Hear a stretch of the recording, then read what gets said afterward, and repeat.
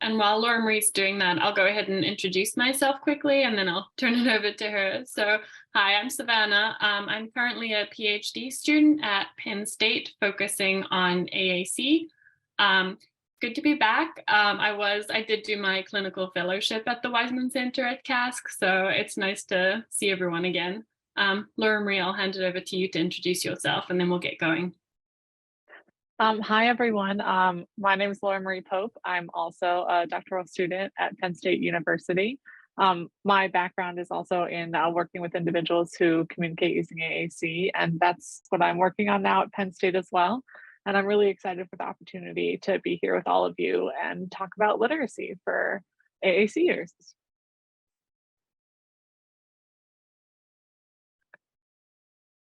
So, seeing as we're talking about literacy, we thought we'd start with just some of the basics. So, like, what are literacy skills and what are the early literacy skills? So basically, these are skills that facilitate reading, writing, and reading comprehension. A lot of this those very early skills are things like focusing on the sounds of letters. So just like s, ba, any of those sounds, because those are kind of what we use to build words and to learn how to read them by taking them apart letter by letter. So some of those skills are like learning those individual sounds, learning how to put them together. So like d, ah, g, to spell the word dog and understand that. And then also learning to recognize some of those sight words. So maybe kids might learn to recognize their name as a sight word initially, and then supporting that reading comprehension. And a really great setting, especially for early users, is shared reading. So just like shared reading with parents, with friends, to start getting that exposure to literacy. And then we'll focus specifically on literacy skills for AAC users. So we know that traditional literacy instruction in schools often draws on oral speech production skills, which is not always the best way to teach literacy skills to our AAC users. And there is a growing evidence base that shows that we can adapt traditional literacy skills successfully to support the development of literacy in AAC users who might not have access to sufficient speech for that traditional literacy instruction. And the evidence base has shown that this is successful across a range of diagnoses.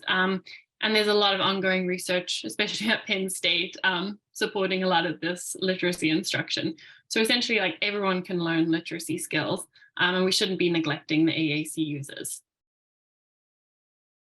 And just like to highlight that literacy is very important. Literacy is key to self-determination for AAC users. Unfortunately, in the literature right now, it is shown that individuals with disabilities have lower rates of employment. And a lot of this, there are existing barriers to education, to employment, and literacy can really be a key to overcoming a lot of these barriers. And for AAC users using those AAC systems, it can allow full generative capacity. So they have control to say anything they want in their communication, to expand their vocabulary. It can be really helpful to help with that self-determination. So how do we teach literacy to AAC users? Maybe a question you're thinking about.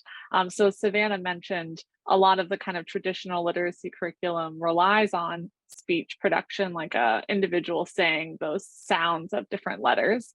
But there are some methods that have been developed and then tested extensively that have been shown to be very effective for teaching literacy to people who use AAC. So of course, we'd still want to have direct instruction, just like we do for people who use speech to communicate, direct instruction on all those formative literacy skills that Savanna talked about. One curriculum that was actually developed many years ago at Penn State is the Accessible Literacy Learning curriculum. It works through a continuum of those different skills, starting with, just kind of understanding that words are made up of sounds and can be broken down into letters and associate with them, up to reading new words, reading sentences, and reading comprehension. Another way is to embed books into the AAC system of the person who uses AAC to communicate. This isn't as easy in all types of AAC systems as others, but if there is the possibility to embed a book into the AAC system, then you can access communication and work on literacy skills in the same context. But along with direct instruction, there are some new advances in technology that are starting to support exposure to literacy within the context of communicating in an AAC system. So having a dynamic text that pops out when you select a button in your AAC system to kind of give extra exposure to letters and learning to read while you're just communicating. And also you can get some incidental literacy learning just in your daily activities. So if you're engaging in shared storybook reading, the opportunity to kind of look at some of those letters and sounds while you're reading the book, in the environment, maybe like a favorite cereal, you could point out the letters and sounds in the name of a favorite cereal or a stop sign in the environment. So there's lots of opportunities to kind of take notice of the reading and text opportunities around us. Okay, so this is an example of that dynamic text feature that we mentioned really quickly just now.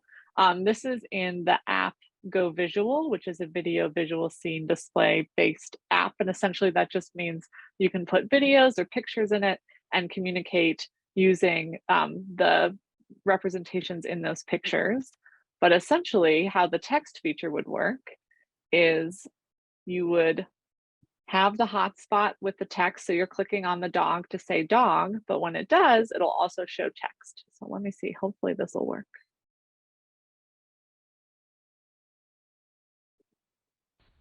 Dog. So you might be communicating, like an AAC user might be communicating about their family dog, but in the process also kind of incidentally being exposed to the text for that concept as well.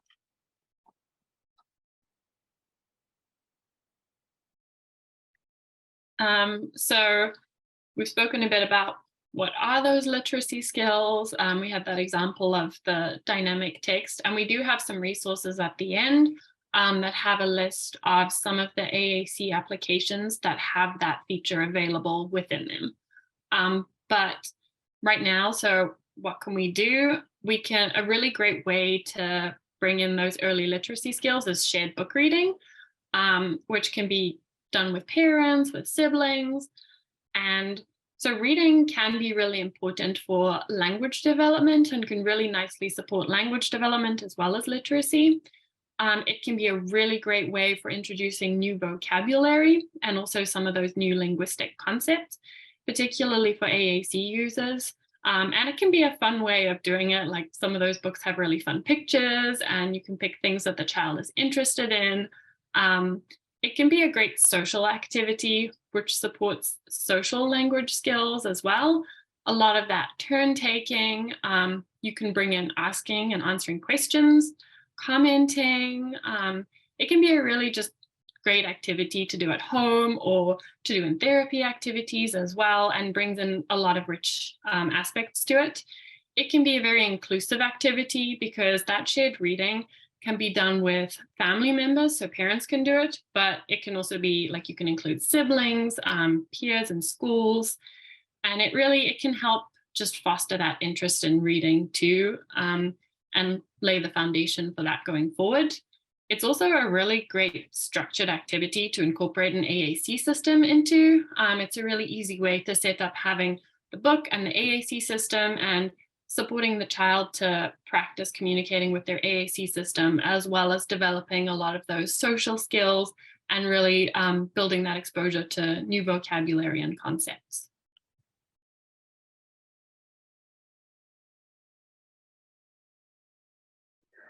So what can we do during shared reading specifically to target some of those formative literacy skills that Savanna mentioned at the beginning of our presentation? So one thing, I think you sort of touched on this already a little bit, Savanna, is we can sort of try to build some of that language knowledge and engage in sort of an interactive shared reading activity by providing opportunities for your child or the individual who uses AAC to read the book with you. So as you're going along reading the book, you can pause reading the book text at a keyword that might be shown in the illustration. So maybe if it's a Dora the Explorer book, like if it's Dora is the word, you can pause and point to the picture of Dora in the book, and then help your child select the corresponding button on the AAC system. If your child hopefully has the opportunity to have Dora in their AAC system, or you can add it, or something, that might already be present. So if you're reading a book about, going to the grocery store, pausing for some of those, bananas, bread, yogurt, and helping your child to go and find that in their AAC system so they can actually be reading the book along with you. Another way that's similar, but a little bit more advanced potentially, to work on some of the listening and reading comprehension during shared storybook reading is you or whoever's reading the book with the AAC user, could be a peer or a sibling, as Savanna pointed out, would read the book's text, but then ask a WH question. So Dora is exploring on the moon. And then you could say, where's Dora exploring? Or who is going to the moon? And go in and then wait to see, maybe your child will use AAC to respond, or potentially, if not, you go in and then model and help them find the response. Modeling is put in after each one, because if you're just a super savvy partner and you're very good at using their AAC system too, as you're going in and reading the book, you're welcome to also model along one or two relevant words in their AAC system as well. And when you're asking the question, if you're like very savvy, that's a great thing to do. It can be a little tough to be modeling along and reading and asking the question, but the most important part is definitely asking that question and then supporting the AAC user to answer using their AAC system. So we've still got a couple more strategies too, and these are all just things that families can do while you're reading a book, but it can also be done by the speech therapist or any other professional too. So we're trying to just discuss some of those strategies that can be helpful all around. So some additional benefits of shared storybook reading, and I mean, you see, Lauramarie's already spoken about two different aspects we can already bring in. So another one here is we can support recognition of sight words. And here's just a brief idea of how this might look and how you could do this. So for instance, you would choose a target word to focus on initially, and this might be helpful to do one at a time to start with. So just introduce that one word first. Here we have the example bus, but you could really pick anything that's of interest to the child. So this one, if you selected bus, for instance, as the word to focus on with teaching sight words, then every time it comes up in the book, the partner can point to the word for bus and then also point to the picture to really help developing that concept as well and match that concept to the word. And then you would model it on the AAC system. So it's helpful to have the AAC system there too. And you point to bus in the book, the word and the picture, and then find it on the AAC button and model it there too. And then just provide opportunities throughout the book reading for the child to find that word on the AAC system too. And I mean, if you are particularly focusing on sight words, a really helpful thing can be to turn on that dynamic literacy feature, the one that Lauramarie modeled earlier with dog coming up. We could do that for bus too. And this is embedded in not all AAC systems, but certain ones do have it, so it can be helpful to do that. And then we can hone down even more. So beyond just recognizing that sight word, we can focus on developing letter sound knowledge too. And that letter sound knowledge is really important when it comes to reading words, because when we're first learning to read words, we do focus on those sounds individually and how to put them together and take them apart. So when it gets to this, kind of similar, just pick one or two letter sounds to target throughout the book.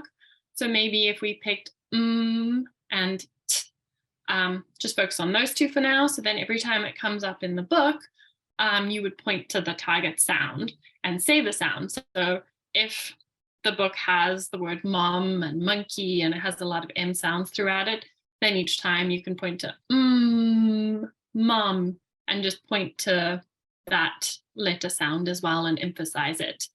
And then encourage the child to point to it too. And when they do, then say that sound for them as well as the word. And this is, just helping to develop some of those early literacy skills in a shared storybook reading context, which can be quite a fun social context to do it in.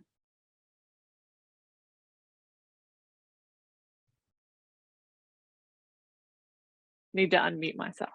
So along with some of these like specific strategies that you can use during shared storybook reading, some kind of more environmental things that you can do to make sure that your the AAC user has the opportunity to participate is finding a way to position the AAC system so it's available during shared storybook reading. Sometimes that can be a lot to kind of juggle, but like having the book in front of the AAC user and also the AAC system.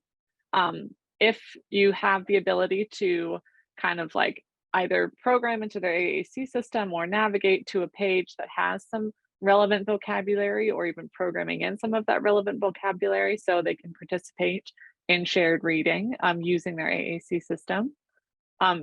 The partner can definitely, we would encourage you to model using the AAC system while you're reading too. So giving some of that good aided language input where you're reading the book, maybe pointing to a picture or word in the book, and then also modeling that vocabulary on the AAC system, and pausing for some opportunities for the child to participate, the AAC user to participate. So reading a page and then maybe just waiting expectantly. Maybe you've modeled a few times. See, if there's anything on that relevant page that your child wants to include. So now we have a little video of a mom doing shared storybook reading with her daughter and using some of these strategies that we just talked about. So hopefully everyone will be able to see and hear this. It's almost time for lunch, but Charlie's fridge is empty. I think that we should go to where should we go?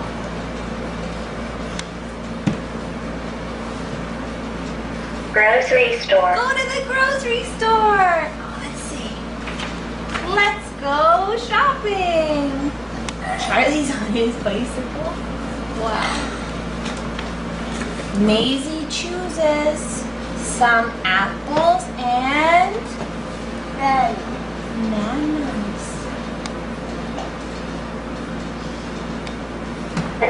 Bananas! Where are the bananas? There they are. Yum, yum, yum. Charlie gets some. Right, what is it? What does Charlie get? Juice. He gets some juice.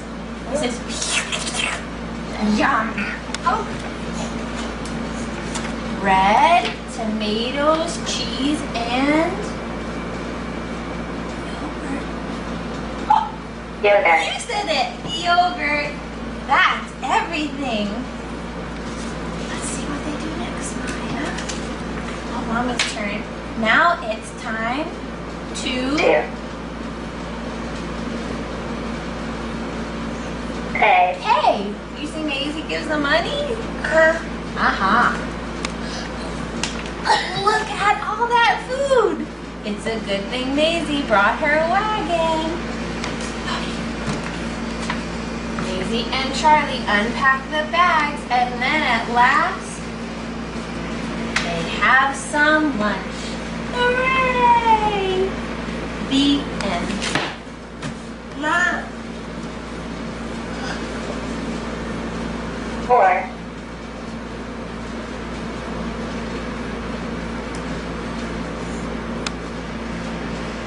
Book.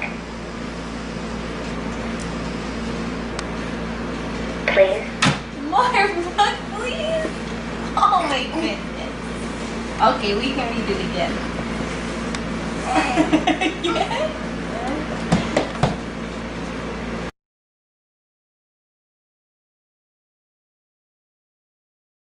Okay, so we see some great strategies. Well, maybe I'll get off of this page so we're not distracted. We see some great strategies that the mom used. She did a great job reading the book slowly, modeling a few different words in the AAC system while she was reading. She paused and gave the AAC user an opportunity to like both finish the sentence, to answer some WH questions, like what did they buy? And like, where's the yogurt? She also was totally comfortable with the child participating either by selecting in the AAC system or touching the pictures in the book to answer the question. So whatever mode was used to answer was great and supported. And then an important point too is it's obvious they've read this book before and afterwards she wants to read it again, and that's totally fine. You know, lots of kids like to read books many, many times over and over again, more than we could possibly think would be enjoyable. So that's especially great for an AAC user to get a lot of practice in that familiar context as well. Oh, and the AAC system was right there available, and so was the book at the same time. Obviously, that young girl had a great skills already, you know, navigating through her system. But if you know, the person you're reading with has a more complex system, you can help to navigate to a particular page that's relevant as well, too.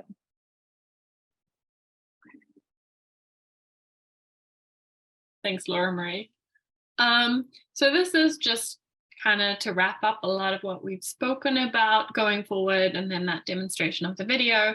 So these are some tips and tricks, and these can be applicable to families or professionals when it comes to shared storybook reading to help develop those early literacy skills.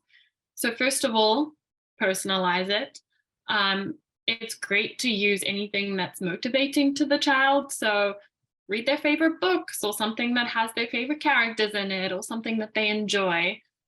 So it should be, motivating and meaningful, personalized. This can help with that learning of new vocabulary too, and it really helps if the child is interested. So selecting those target words to do sight words or the letter sounds that are motivating to the child, so they're going to pay attention to it. And then a big tip too is when it comes to literacy, don't say the letter names, say the letter sounds, because when we're reading, we're saying letter sounds, not letter names. And what I mean by that is a letter name would be like B, sorry. So the letter name would be B, but the letter sound would be B. So when we're sounding out as we read along, we're doing letter sounds. So when it comes to literacy, it's really important to focus on the sounds. Like the video showed, you can do the same books multiple times. It doesn't have to be a new book every single time, and it can actually be really helpful to have that repetition of the same books, particularly if you're trying to introduce new vocabulary and linguistic concepts and really make that knowledge really concrete. And then another thing too, if you are going through the same book multiple times and when you're starting from the beginning, it can be fun to kind of just go through a book first that has a lot of pictures and really make it a social interaction with the child or the AAC user. So you can go through and don't worry about the text initially, just look at the pictures and discuss, oh, what do you think is going to happen? Who's the main character? Or anything that really might be of interest to the child and be fun and draw attention. Just kind of go through it, talk about the book, talk about the pictures. If they have favorite colors, talk about their favorite colors. You know, there's a lot of different concepts you can bring in there. And then model throughout and provide that aided language input. So modeling the vocabulary, the letter sounds, all those skills we've spoken about today. And then also just incorporate the AAC system. So like the video had it really nicely positioned where there was the AAC system and mom was holding the book so the child could see and access both at the same time. So those are just some key tips and tricks to think about. And then Lauramarie, do you want to go to the next slide? So we can share this PowerPoint with the team at the Weisman Center so they can share it with you too if anyone's interested. These are just some resources that can be helpful. So there's a few websites here. The first two are Penn State literacy websites that have a lot of really great resources and strategies. Tar Heel Reader just has a lot of free books to access if you need something different. And then on the right-hand side are just some applications. So these are, the first one is the Accessible Literacy Learning app. So that's instructional. And then the next three are communication systems of different kinds that do have the dynamic word feature. So the example with dog, where there was the picture, and then the text took over the screen. So they just saw the text for a fraction of a second. And these are just a few of them. I'm sure there's many more out there. And these all have links to them. So yeah, we can share this so you can have access to those.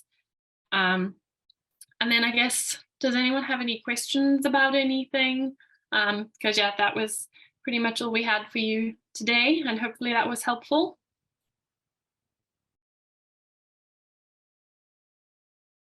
I also want to mention really quickly, we've been saying like child a lot during this presentation, but we really want to emphasize that anyone can learn literacy skills, and even some of the research that has been done is with older individuals who use AAC as well. So even if it's somebody who's an adult and is an AAC user and doesn't have, good foundational literacy skills, all of these strategies, maybe with different books though, are a great option. And anyone at any age can learn literacy skills.